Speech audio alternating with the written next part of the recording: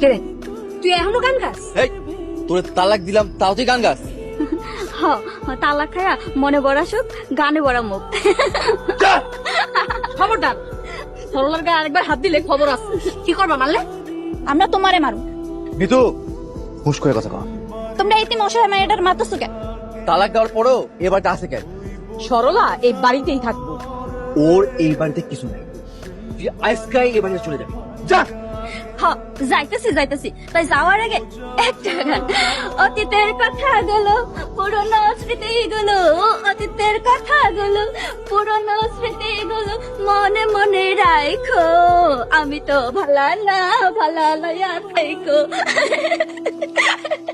তালাক হইয়া যাওয়ার পরে হাসতে হাসতে হাতে তালি দিয়া এই প্রথম আমি কারো যাইতে দেখ।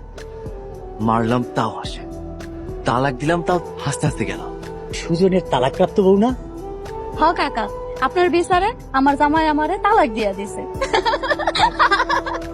তোমার জামাই তালাক দেওয়ার পরে তুমি হাসতাছো? কে কানলে বুঝে খুশি হইতেন? টাকা পয়সা খাইয়া একটা এতিম শ্বশুর মায়ের লগে যে অবিচার করছেন, আল্লাহর গজব পড়ুক আপনার উপরে। আমি যে টাকা খাইয়া অবিচার করছি কে কইছে তোমার? কিছু কিছু কথা পড়া লাগে না, চেহারা দেখলেই বোঝা যায়। আমার সংসার ভাঙ্গা ওনার মুখে হাসি ফুটছে, ভালো না কাকা? বেশি করে হাসবেন, বেশি দিন বাঁচবেন।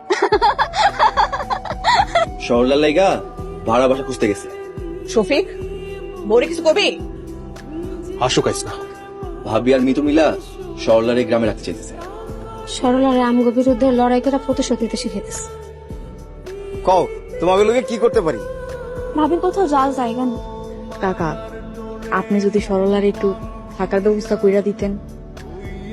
আমরা কিছু টাকা ভাড়া বাবদ দিলাম। আরে ভাড়া দিতে হইব না, হ্যাঁ আমি তো একা মানুষ, ওই এক রুমে থাকি, ওই কোন রুমটা খালি পড়ে থাকে। বাপ বেটি দুজন একসাথে থাকুন। কাকা, আপনি অনেক বড় উপকার করলেন। ঘরটা তো ময়লা হয়ে রয়েছে, খারাপ, আমি পরিষ্কার করে নিস। না না কাকা, আমি পরিষ্কার করে আনি মনে। কাকা, আরেকটা কথা, আপনার যে একটা খালি দোকান পড়ে আছে, দোকানটা কি ভাড়া দিবেন? বুঝতেই পারতেছেন, ভাবির তো কিছু একটা কইরা খাইতে হবে। আরে দোকান তো পড়েই রয়েছে, চালাতে পারলে চালাও, ভাড়া দিতে হইব না। আলহামদুলিল্লাহ। সরলা, তোর কপাল তো দেখি খুই লাগেছে। এখন থাইকা বাপ মাইয়া মিল্লা এক লগে থাকবো। এত কষ্টের পরেও এমন সুন্দর করে হাসি, এমন হাসি কেউ হাসতে পারবো? তুই খুব ভালো রে মা।